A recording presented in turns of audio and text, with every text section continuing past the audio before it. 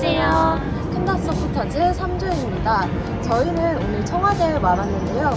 이곳 청와대는 1948년 한국 정부 수립 이후부터 국정 운영에 중요한 역할을 담당했던 곳입니다. 청와대는 근현대사에서 중요한 장소인데요. 문화유산과 자연유산이 복합적으로 분포되어 있는 곳입니다. 이곳은 조선시대 때 경복궁 후원이 자리하였습니다. 이제 들어가 보실까요?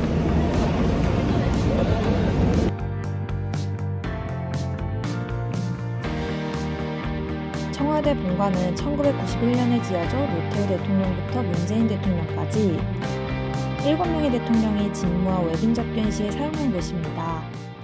네, 저희는 본관 앞에 도착했습니다. 그럼 들어가 보실까요? 본관 외부에는 팔짝 지붕과 청규화를 비롯한 전통 건축 양식을 사용하였지만 내부에는 현대적인 건축 양식과 시설을 두고 있답니다. 지금 보시고 계신 이곳은 세종실 입구에 있는 전실입니다. 역대 대통령들의 초상화가 걸려 있습니다. 전실을 지나면 이곳 세종실로 들어갈 수 있는데요. 정부 주요 정책을 심의하는 국무회의가 열렸던 공간입니다. 이곳은 임왕실로 본관의 다른 공간들과 달리 샹들리에와 하얀 벽을 비롯한 서양식으로 건축되어 있습니다. 주로 소규모 연회장으로 사용되거나 오찬 장소, 외국 정상 방한 때 공동 기자회견을 하는 장소로 활용되었습니다. 2층으로 올라오시면 대통령 접견실과 대통령 집무실이 있습니다. 대통령 접견실은 대통령과 외빈이 만나는 장소로 사용되었던 곳입니다. 황금색 십장색 문양도와 한지로 마감한 창문 덕분에 서양식으로 꾸몄던 인왕실과는 대조되는 한국적인 분위기가 물씬 느껴졌습니다.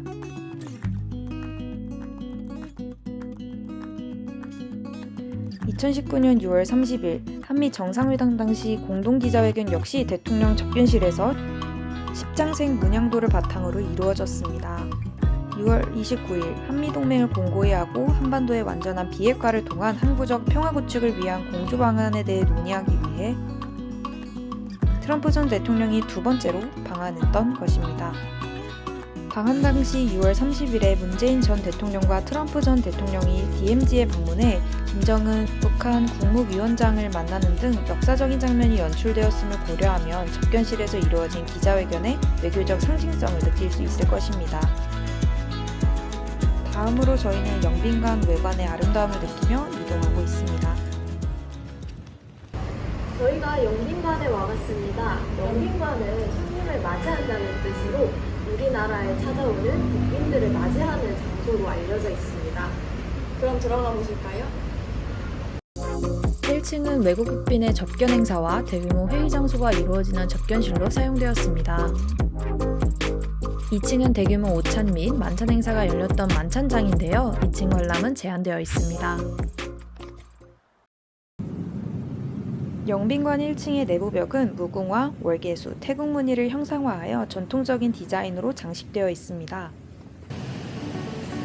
잠시 아름다운 영빈관 앞 전경을 감상해 보실까요? 2017년 영빈관에서 문재인 전 대통령은 도널드 트럼프 전 미국 대통령 내외와의 국빈 만찬을 주최하였습니다. 이는 1992년 조지 허버트 워커 부시 전 미국 대통령 이후 25년 만에 미국 대통령의 국빈 방문이 이루어진 것입니다. 2024년 4년 5개월 만에 제9회 한일중 정상회의가 영빈관에서 열렸습니다.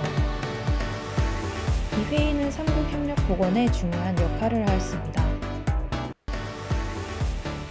저희는 지금 상춘제로 가고 있습니다.